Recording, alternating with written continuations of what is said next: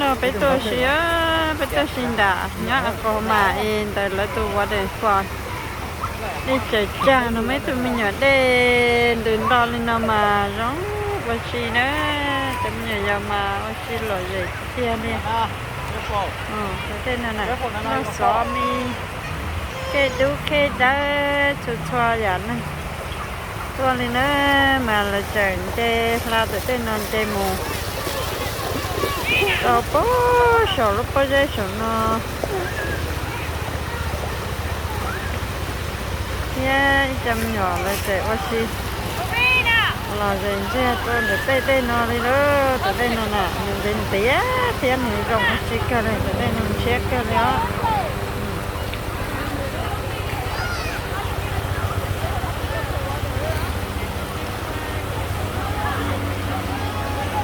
đây chết thì tê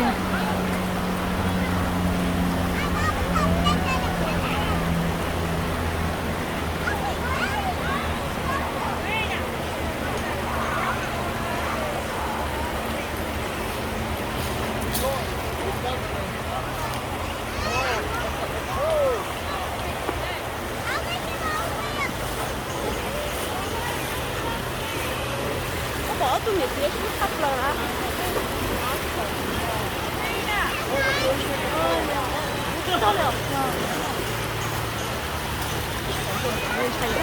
Cái tên là ôi mùi sao nó xịt vậy nè? Cái này? Cái tôi nhỏ đây. tụi đen tụi to một cái thằng đàn nọ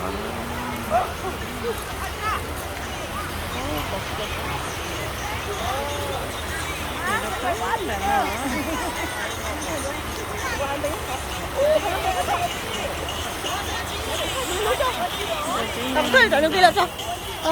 Bé à? Đi nè. No more water. No more water. Mong nữa nè.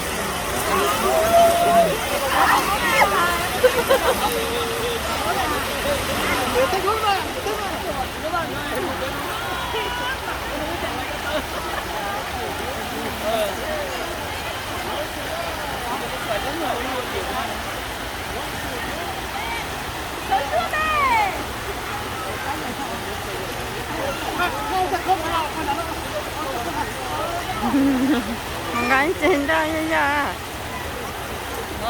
nhớ chỗ có chùa đấy tụi ra chỗ nào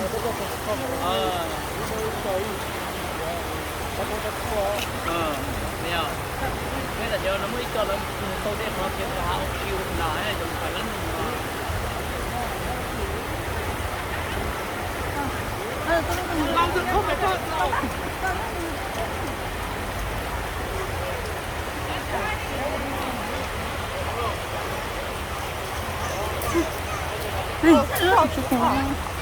我看你给我倒头，这问题不说过，快点喝。 khai hồi đây là mua chẳng khai sầu có cho lắm mà mà khai thì chơi cái chơi đi kiểu chúng tôi hai cái phế nhiên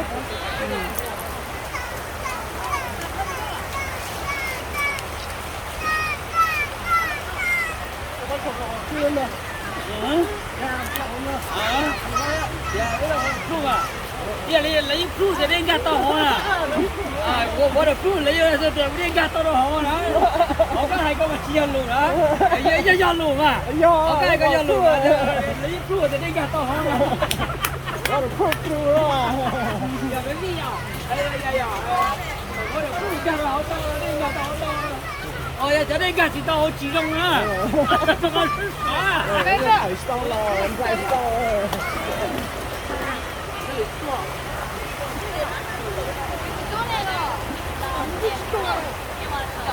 Cái này phèn rồi.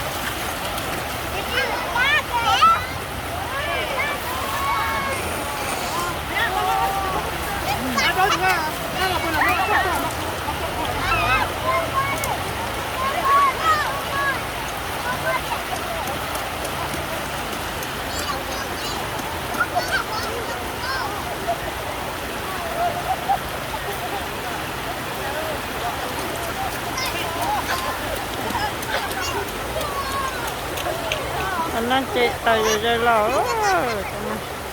đây chè không nhớ đây chè sẽ để tàu rồi lẩu